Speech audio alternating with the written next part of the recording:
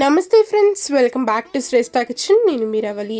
ఇవాళ ఒక మంచి బ్రేక్ఫాస్ట్ రెసిపీ అయితే చూపిస్తున్నాను అనమాట. ఇది ఎంత టేస్టీగా యమ్మీగా ఉంటుందంటే మీది నుండి క్రిస్పీగా లోపల సాఫ్ట్గా చాలా బాగుంటుంది. స్పాంజీగా సూపర్ టేస్టీగా ఉంటుంది. పిల్లలకి పెద్దలకి అందరికీ కూడా సూపర్గా నచ్చేస్తుంది.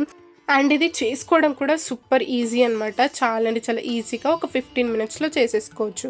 సో ఇంత టేస్టీ బ్రేక్ఫాస్ట్ ఎలా చేసుకోవాలో ఇప్పుడు నేను ఇక్కడ చూపించేస్తున్నాను చూడండి. ముందుగా ఒక బౌల్లో ఇలా మంచి వాటర్ తీసేసుకుందాం, క్లీన్ వాటర్. అందులోకి 2 ఆలూస్ని నేను ఇక్కడ తీసుకున్నాను అనమాట. ఇలా మంచిగా పొట్టు వలిచేసుకొని ఇందులోకి వేసుకున్నాను.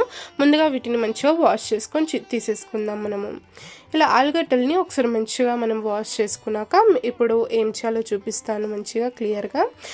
ఇప్పుడు మనం ఈ ఆలుగడ్డల్ని మంచిగా మనము తురుముకొని తీసుకోవాలన్నమాట.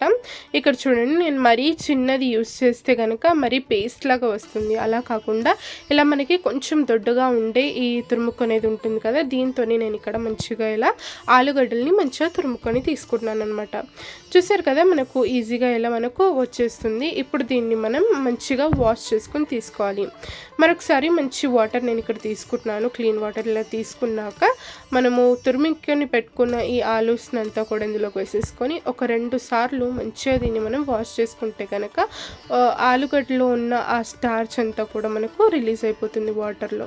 ఇలా ఒకసారి కడుక్కున్నాక ఈ వాటర్ని తీసేసుకొని మళ్ళీ కొన్ని వాటర్ పోసుకొని మంచిగా మనం వాష్ చేసుకొని ఆ వాటర్ కూడా తీసేసుకుంటే సరిపోతుంది. నేను ఇక్కడ చూపిస్తాను చూడండి. నేను ఇక్కడ 2 టైమ్స్ మంచిగా ఆలుగడ్డలని వాష్ చేసేసుకున్నాను. స్టార్చ్ అంతా కూడా పోయి మనకి ఇలా రెడీ అయిపోతుంది. ఇలా ఆలుగడ్డ తురుమంతా కూడా ఫ్రెష్గా ఒక బౌల్లోకి తీసుకొని పెట్టేసుకుందాం మనము. చూసారు కదా, ఇలా ఆలుగడ్డ తురుము అయితే మనకు రెడీ అయిపోయింది. ఇప్పుడు ఇందులోకి నెక్స్ట్ ఏం యాడ్ చేయాలో నేను ఇక్కడ చూపిస్తాను. వీడియో ఎక్కడ కూడా స్కిప్ చేయకుండా చివరి వరకు చూడండి. సో నేను ఇక్కడ ఇందులోకి ఒక 1 కప్ అంతా రవ్వ నేను ఇక్కడ తీసుకుంటున్నాను. మనకు బొంబాయి రవ్వ, సన్న రవ్వ ఉంటుంది కదా, అదే రవ్వ నేను ఇక్కడ తీసుకుంటున్నాను. అదే కప్పుతోని ఒక 3/4 కప్ అంతా పెరుగు కూడా తీసుకోవాలి. పెరుగు మరీ పుల్లగా ఉంటే ఒక 1/2 కప్ వేసుకుంటే సరిపోతుంది. ఇలా పెరుగు కూడా వేసుకున్నాక మంచిగా ఈ ఆలుగడ్డ తురుము, రవ్వ అలాగే పెరుగు కూడా ఒకసారి బాగా కలిసేట్టు ఇలా గరిటెతోని ఒకసారి బాగా కలిపేసుకుందాం. ఇలా ఒకసారి బాగా కలుపుకున్నాక కొన్ని వాటర్ వేసుకొని అలాగే కలిపేసుకుందాము. ఇలా నేను ఇక్కడ కొన్ని వాటర్ యాడ్ చేసుకొని మరొకసారి బాగా కలిపేసుకుంటున్నాను. ఇదంతా కూడా బాగా కలిసిపోయేలాగా.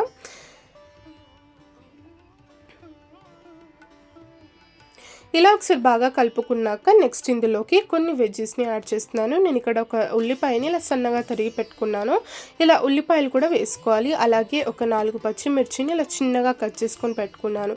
ఇలా పచ్చిమిర్చి కూడా వేసుకొని మంచిగా కొంచెం కొత్తిమీర కూడా యాడ్ చేయాలి. కొత్తిమీర వేయడం వల్ల మంచి ఫ్లేవర్ ఉంటుంది ఫ్రెష్గా. ఇలా కొత్తిమీర కూడా సన్నగా తరుక్కొని వేసేసుకోవాలి. ఇలా ఇవి 3 కూడా వేసుకున్నాను. మీరు కావాలంటే క్యారెట్ అలాగే టొమాటోస్ని కూడా యాడ్ చేసుకోవచ్చు, చిన్నగా కట్ చేసుకొని. అలా కూడా బాగుంటుంది. నేనైతే ఇక్కడ టమాటాలను యాడ్ చేయట్లేదు. ఇలా ఒకసారి బాగా కలిపేసుకున్నాక ఇందులోకి మరికొన్ని వాటర్ వేసుకొని నేను ఇలా కన్సిస్టెన్సీని అడ్జస్ట్ చేసుకుంటాను. మరీ పల్చగా ఉండొద్దు. ఇలా చూపిస్తున్నాను చూడండి, ఈ కన్సిస్టెన్సీలో ఉంటే సరిపోతుంది. ఇప్పుడు ఇందులోకి రుచికి సరిపడా ఉప్పు అలాగే ఒక 1/2 స్పూన్ అంత కారం కూడా నేను ఇక్కడ వేసాను. ఇలా ఉప్పు కారం కూడా ఒకసారి బాగా కలిపేసుకుందాం. కారం ప్లేస్లో మీరు చిల్లీ ఫ్లేక్స్ అయినా కూడా వేసుకోవచ్చు.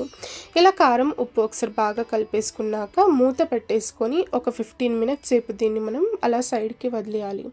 ఆ తర్వాత నేను ఇక్కడ చూపిస్తున్నాను, మనం వేసుకున్న వెజిటేబుల్స్ వల్ల కూడా కొంచెం వాటర్ రిలీజ్ అవుతుంది.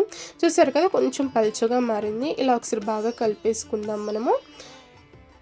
ఇప్పుడు ఇందులోకి ఒక 1/2 స్పూన్ అంతా సోడా, కుకింగ్ సోడా ఉంటుంది కదా మనకు, అది నేను ఇక్కడ వేస్తున్నాను. సోడా అవైలబుల్ లేకపోతే మీరు ఈనో అయినా కూడా వేసుకోవచ్చు. ఇలా సోడా వేసుకున్నాక కొన్ని నేను ఇక్కడ వాటర్ వేసుకొని ఒకసారి బాగా కలిపేసుకున్నాను.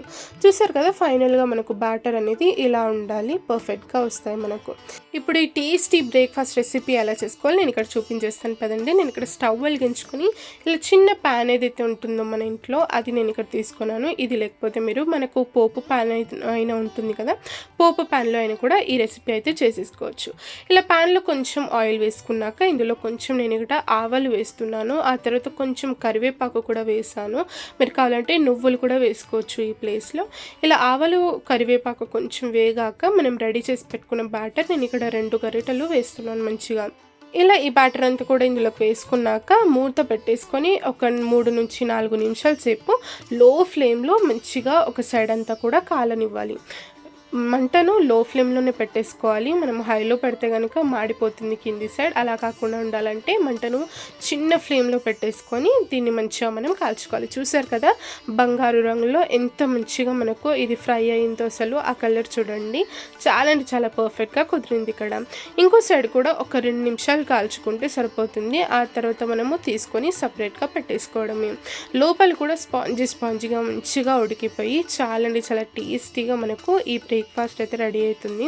చూసారు కదా ఎంత సింపుల్గా మనకు ఈ బ్రేక్ఫాస్ట్ అయితే రెడీ అయిపోయిందో. ఇలానే అన్నీ కూడా మనము ఇలా రెడీ చేసేసుకుంటే అయిపోతుంది. సూపర్ టేస్టీగా ఉంటుంది. దీంట్లోకి నేను ఇక్కడ పల్లీ చట్నీ సర్వ్ చేస్తున్నాను. అలాగే మయోనీస్ కూడా ఉండే ఇంట్లో అది కూడా సర్వ్ చేస్తున్నాను అనమాట. ఎంతో టేస్టీగా సూపర్గా ఉంటుంది. చూసారు కదా ఇవాళ బ్రేక్ఫాస్ట్ రెసిపీ. ఈ రెసిపీ నచ్చినట్లయితే తప్పకుండా వీడియోని లైక్ చేయండి, షేర్ చేయండి, మన ఛానల్ని సబ్స్క్రైబ్ చేసుకొని పక్కనే ఉన్న బెల్ ఐకాన్ కూడా ప్రెస్ చేయడం వల్ల నేను పెట్టే ప్రతి ఒక్క వీడియో మీకు నోటిఫికేషన్ వస్తుంది. Thank you.